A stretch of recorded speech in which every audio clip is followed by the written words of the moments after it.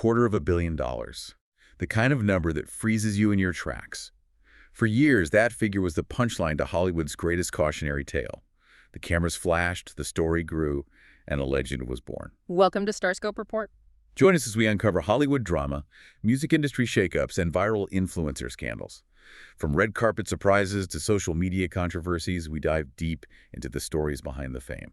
And today, we are diving into a big one.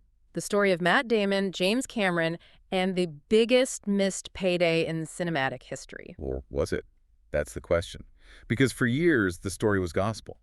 But now, the director himself is saying it was all just a Hollywood myth. So our mission today is to, dig into these two completely opposite stories. We have Matt Damon's famous regret on one side. And James Cameron's very recent and very firm denial on the other. And this isn't just about celebrity gossip. I mean, this is a real look at how blockbusters get made, the power plays behind the scenes, and how a rumor can become, well, a legend. Let's get into it. All right, so for the better part of a decade, this story has basically become part of Matt Damon's brand, It's his go-to anecdote in every interview. Yeah. The one about how he's the guy who turned down more money than anyone ever. And it really became huge around, 2019? It was everywhere. Yeah, and the power of the story is all in the details. He's very specific about it. Very specific. He claims that James Cameron himself called him up and offered him the lead role, Jake Sully. But not just the role. That's the key. It was the deal attached to it. The deal. 10% of the film's gross profits. Okay, let's pause on that. We have to explain to everyone listening just how insane a gross deal is. It's not the same as what most actors get, right? Oh, it's a whole different universe. Most big actors, if they're lucky, get a piece of the net profits. And net profits are famously hard to find. They're a mirage. The studio subtracts everything, the budget, the marketing, the catering for the wrap party, and somehow, even a billion-dollar movie never technically shows a net profit. It's old-school Hollywood accounting. So a net deal is basically worthless most of the time. Exactly. But a gross deal, that's first dollar out. It means you get your cut before all the creative accounting kicks in. It's the absolute gold standard.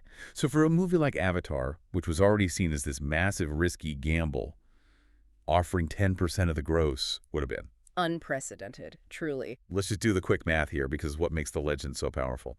Avatar grossed almost $2.9 billion.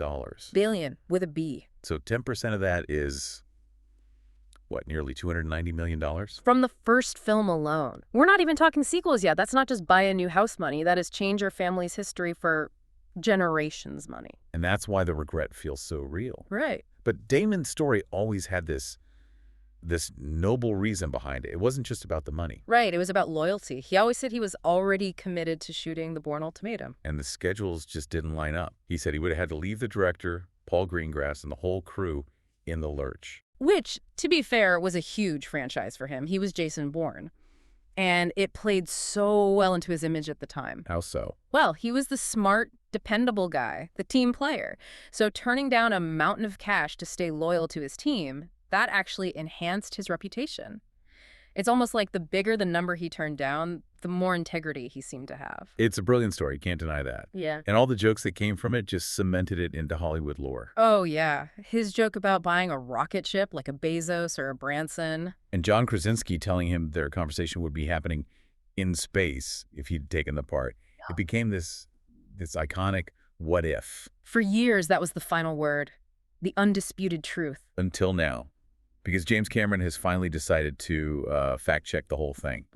And that's where this really gets interesting. And this is a total narrative shift. I mean, Cameron didn't just hint at it. He came out during the press tour for the new Avatar sequels and just flatly denied it. His exact words were, he was never offered the part.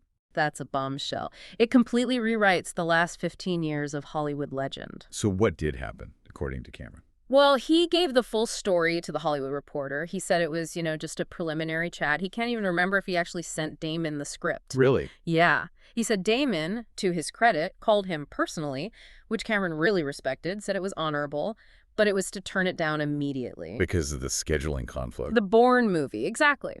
Cameron's point is that the conversation never got past that. He said, and I'm quoting again, "There was never a deal. We never got to that level. It was simply an availability issue." So it wasn't a dramatic choice between loyalty and money. It was just a calendar problem. Yeah. Door closed before they even started talking numbers. That's Cameron's version. The process was dead on arrival. Okay, but Then where did the $250 million number come from?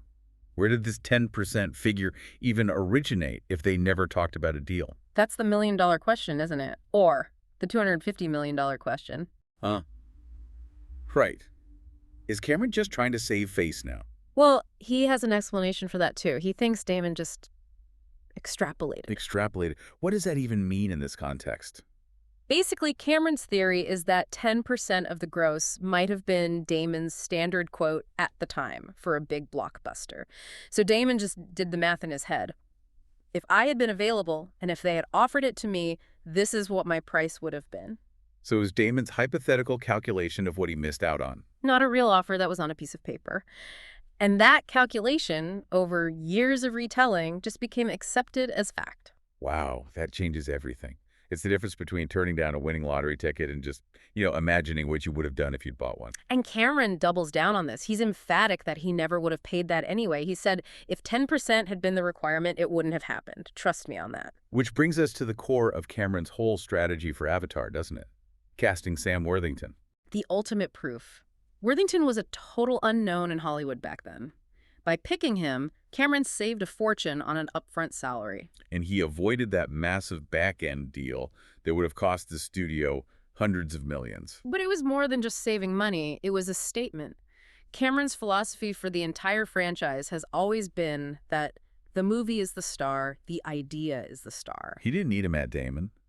He needed the budget for the technology, for the 3D, for building the entire world of Pandora. Exactly. And Worthington's anonymity was actually a strategic asset.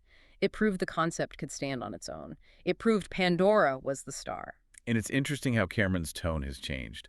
A few years ago, he'd just joke about it, telling Damon to get over it. Yeah, it was playful. But now he's being very clear, very definitive. He's essentially correcting the historical record. By saying the money was never on the table, he's basically telling Damon, you're off the hook. You didn't miss anything. He's officially killing the legend. But even with Cameron's denial, you can see why the rumor had such power. I mean, the sheer scale of the money involved is what keeps it alive. It's immortal. And if you factor in the sequels, it gets even crazier. I mean, The Way of Water also made over $2 billion. So if that deal had been real, and if it had applied to the whole franchise, we'd be talking about a loss of over $500 million. It's an unbelievable number, which makes the story feel like it has to be true, It also just exposes this weird gray area in Hollywood negotiations. It all comes down to what you define as an offer. For sure. In Damon's world, a serious conversation with a director like James Cameron where numbers are floated, that feels like an offer. It's a real expression of interest from the very top. But for Cameron, and definitely for the studio lawyers, an offer is a piece of paper. It's a formal contract that you sign on the dotted line. And because Damon was unavailable, they never even got to the point of drafting that paper. The negotiation died before it officially began. It's a classic case of two people remembering the same conversation in two very different ways, based on their own perspective. What I find fascinating is why now? Why did Cameron wait a decade and a half to come out with such a detailed takedown of the story? That's a good question. I think, first, he genuinely seems to respect Damon. He always talks about how honorable it was for Damon to call him personally. So maybe he didn't want to embarrass him before. Possibly. But also, Cameron is a master of narrative. By clarifying this now, as he's gearing up for Avatar 3 and 4, he's reinforcing his central message. That the brand is bigger than any one star. Precisely. It's a power move. He's signaling to the whole industry that on his set, the technology and the world come first, not the actor's salary. And yet, through all this public back and forth, they both seem to have a lot of professional respect for each other. Totally. Cameron keeps joking that he still wants to get Damon into one of the sequels. He talks about putting him in Avatar 4 or 5 to bring the world into equilibrium again. Yeah, it would be a fun full circle moment. The ultimate cameo. It would. But Cameron always ends that joke with the same punchline. Would you? But he doesn't get 10%. F that. So, after digging through all of this, what's the takeaway for you, listening at home? The story of the biggest missed payday. Well, it seems it wasn't quite a missed payday at all. Right. It was more like a conflation of things. A director's interest, an actor's own valuation of his worth, and, most importantly, a scheduling conflict with the Bourne franchise that stopped everything in its tracks. The truly amazing story here isn't what Matt Damon lost. It's what James Cameron proved. He proved you could launch the biggest franchise in the world with a relative unknown in the lead role. Mm. He bet on the idea, on the technology, and he won. He proved you don't always need an A-list star to open a billion-dollar film. And that leaves us with one final provocative thought for you to think about. If Cameron proved that a star like Matt Damon wasn't necessary for Avatar's success, why did the story about him almost being in it persist for so long? Why was Hollywood, and all of us, so obsessed with the idea of Damon's missed opportunity? Does the fact that this legend refused to die prove that the industry, and maybe even the audience, still can't quite believe that the idea is the star? That deep down we still think it takes a movie star to make a blockbuster? That's the real question, isn't it, about where power in Hollywood truly lies? You've been listening to StarScope Report, where Jordan and Jamie uncover the stories shaping Hollywood, music, and pop culture. Thanks for tuning in, and don't forget to subscribe for more stories that keep the stars shining.